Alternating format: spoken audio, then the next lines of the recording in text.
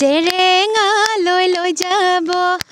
নমস্কাৰ প্ৰিয় দৰ্শকবৃন্দ, সাহিত্য সংস্কৃতিৰ ইতিবাচক বাৰ্তাৰে সমৃদ্ধ ৰুচেংৰিৰ মজিয়ালৈ পুনৰবাৰ আপোনালোকক স্বাগতম জনাইছোঁ।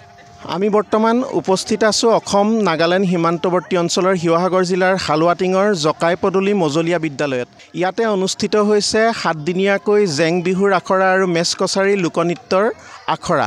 সমগ্ৰ পৰিৱেশটো আমি আপোনালোকক দেখুৱাই থাকিবলৈ চেষ্টা কৰিছোঁ। ইয়াতে যথেষ্ট সংখ্যক প্ৰশিক্ষাৰ্থীয়ে অংশগ্ৰহণ কৰিছে আৰু এই অনুষ্ঠানটোৰ মুখ্য উদ্যোক্তা অসমৰ সংগীত শিল্পী, জনপ্ৰিয় সংগীত শিল্পী, লোকনৃত্যৰ শিল্পী মঞ্জু মেচ ডাঙৰীয়ানী। তেখেতে এই অঞ্চলটোৰ প্ৰশিক্ষাৰ্থীসকলক সংস্কৃতিৰ পথাৰখনত এখোজ আগুৱাই নিয়াত যথেষ্ট অৰিহণা যোগাইছে। আমি পুনৰবাৰ আপোনালোকক সমগ্ৰ পৰিৱেশটো দেখুৱাই থাকিবলৈ চেষ্টা কৰিছোঁ।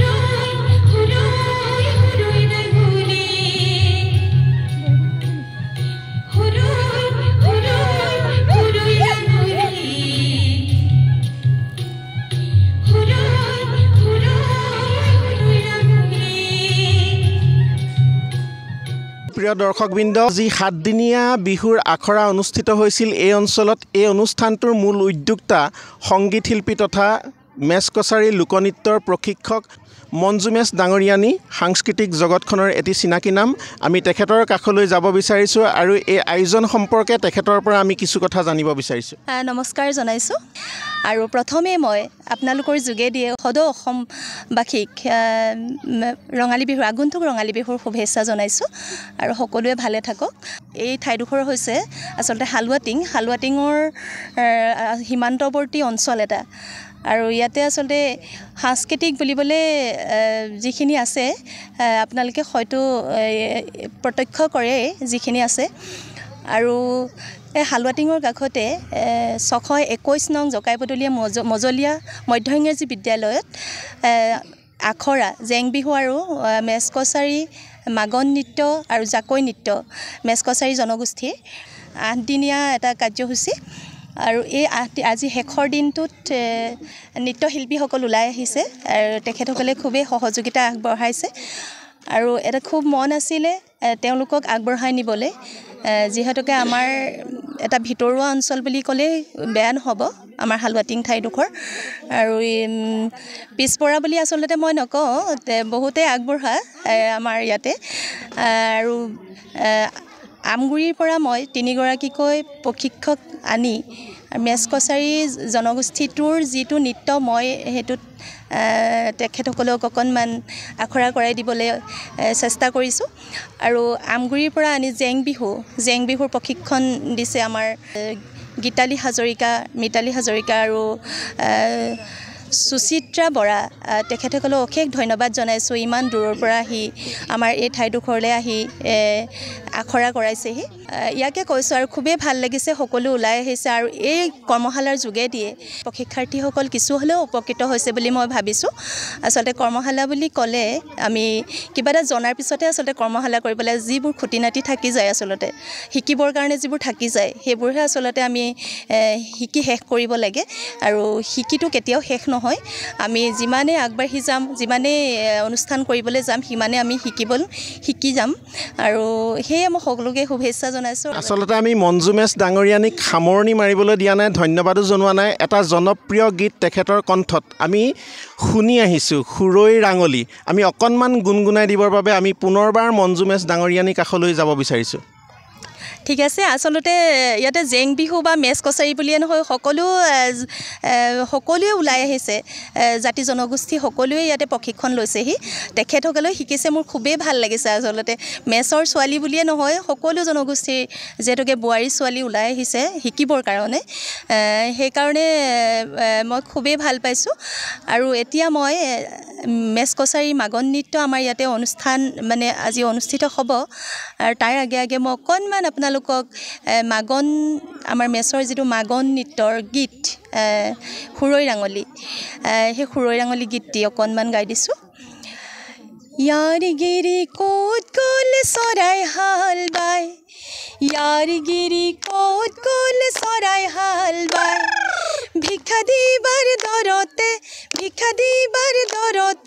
বেৰা ভংলাই চাই, ঐ বেৰা ভংলাই চাই, সুৰৈ সুৰৈ সুৰৈ ৰাঙলী, সুৰৈ সুৰৈ সুৰৈ ৰাঙলী, আবু আবু আবু ঐ চৰাই ধান খাই, আবু আবু আবু ঐ চৰাই ধান খাই, চৰাই খেদং হাই হাই, চৰাই খেদং হাই হাই, ডাংবাৰী নাই, ঐ ডাংবাৰী নাই, সুৰৈ সুৰৈ সুৰৈ ৰাঙলী, সুৰৈ সুৰৈ সুৰৈ ৰাঙলী। বহুত ধন্যবাদ নৱদ্বীপ দা।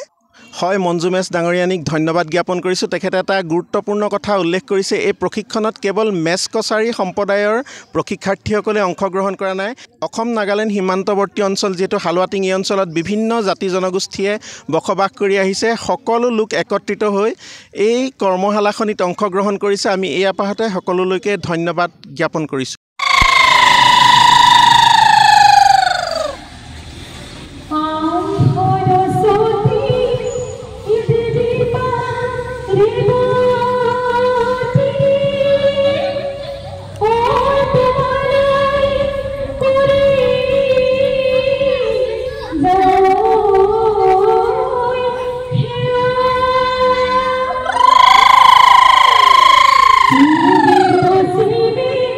Oh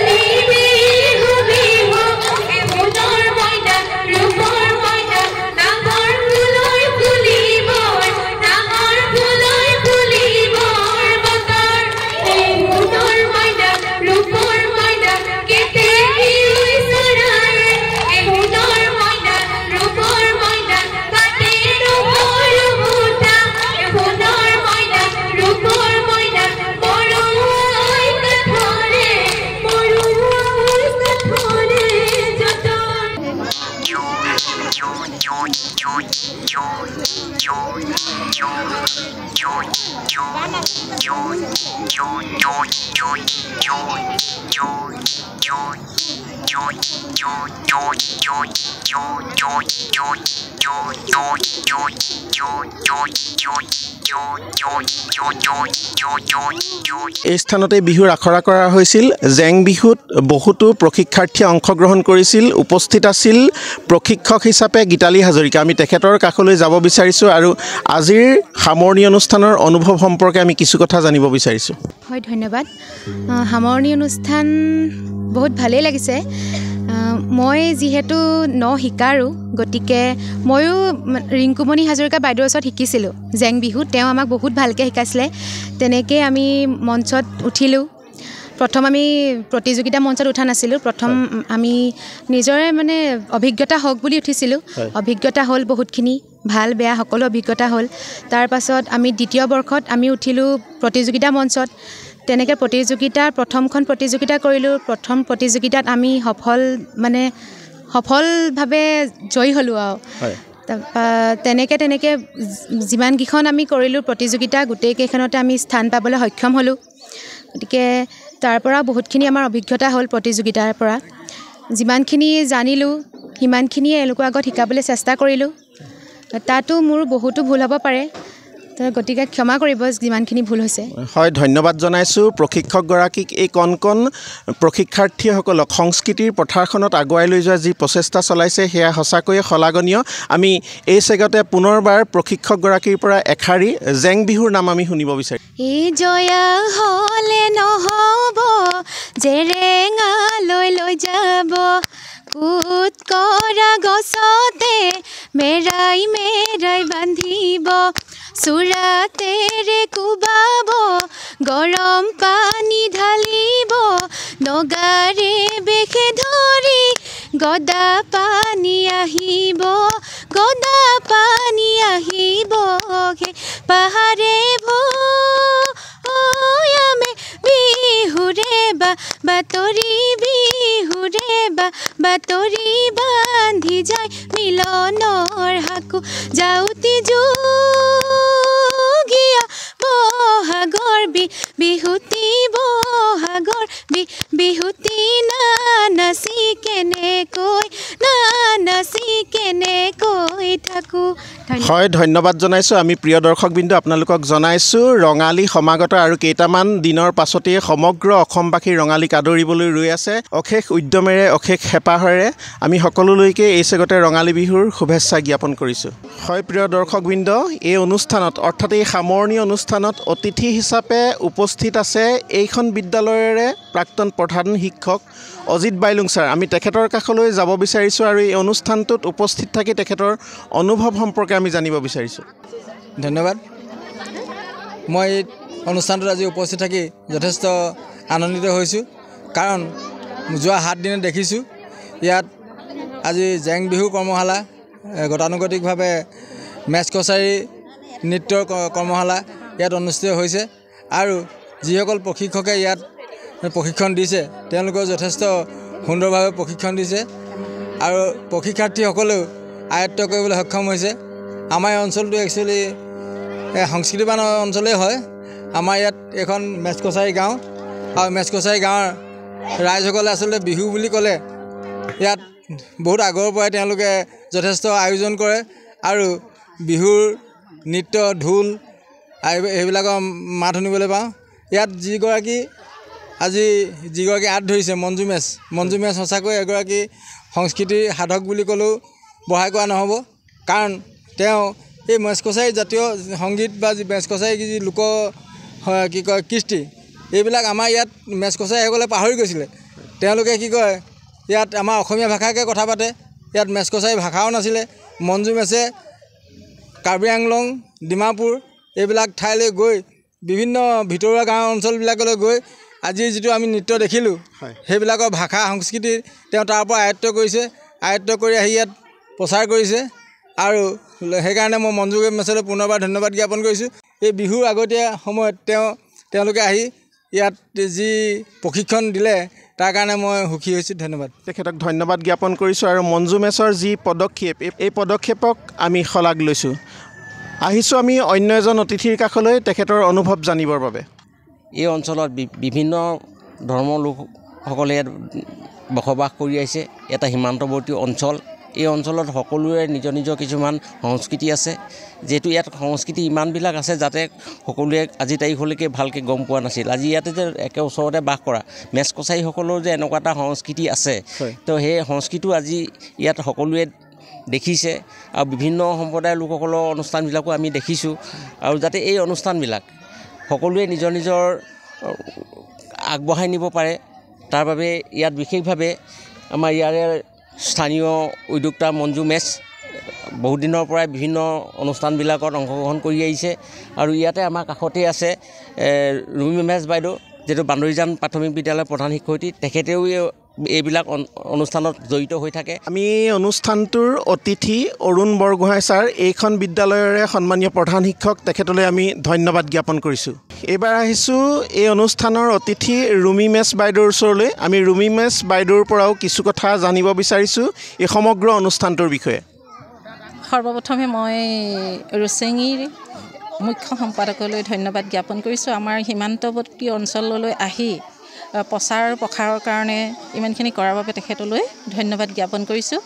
আৰু ধন্যবাদ জ্ঞাপন কৰিছোঁ যিসকল প্ৰশিক্ষক, তেওঁলোক আমগুৰিৰ পৰা আহি কণ কণ ল'ৰা ছোৱালীৰ লগতে আমাৰ যিখিনি গৃহিণী ভিতৰতে সোমাই থাকে তেওঁলোকক উলিয়াই আনি আজি এই পথাৰত তেওঁলোকৰ বিহুৰ শিকাইছেহি। তেওঁলোকলৈ ধন্যবাদ জ্ঞাপন কৰিছোঁ।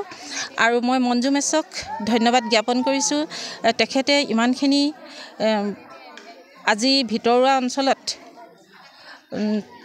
গৃহিণীকে আদি কৰি ছাত্ৰ ছাত্ৰীসকলক উলিয়াই আনি এটা সুন্দৰ অনুষ্ঠানত জড়িত কৰিছেহি আৰু তেওঁলোকক আগবঢ়াই নিবৰ কাৰণে চেষ্টা কৰিছে। আৰু আমাৰ এই অঞ্চলটো সাংস্কৃতিৰ এখন পথাৰ, য'ত নানা ধৰণৰ ফুল ফুলি আছে। আৰু আমাৰ বিভিন্ন জাতি জনগোষ্ঠী অতীতৰ পৰাই আমি বিভিন্ন জনজাতি বা জাতি জনগোষ্ঠীয়ে লগ লাগি আমি বিহু পাতি আহিছোঁ। প্ৰিয় দৰ্শকবৃন্দ, ৰুমি মেচ ডাঙৰীয়ানী প্ৰমুখ্যে কেউজন অতিথিকে ধন্যবাদ জ্ঞাপন কৰিছোঁ। আমি পূৰ্বতে উল্লেখ কৰিছিলোঁ আমি উপস্থিত আছিলোঁ অসম নাগালেণ্ড সীমান্তৱৰ্তী এখন ভিতৰুৱা ঠাই জকাইপদূলি অঞ্চলত। ইয়াতে অনুষ্ঠিত হৈছিল সাতদিনীয়াকৈ বিহু অৰ্থাৎ জেং বিহুৰ কৰ্মশালা আৰু মেচ কছাৰী লোকনৃত্যৰ কৰ্মশালা। আমি ইমান পৰে আপোনালোকক দেখুৱাই থাকিবলৈ চেষ্টা কৰিছিলোঁ এই অনুষ্ঠানটোৰ সমগ্ৰ পৰিৱেশ। পুনৰ এটি নতুন ভিডিঅ'লৈ আপোনালোকৰ মাজলৈ আহিম। আপোনালোকৰ গঠনমূলক সমালোচনাই হ'ব আমাৰ যাত্ৰাপথৰ লগৰী। ধন্যবাদ জনাইছোঁ সকলোকে।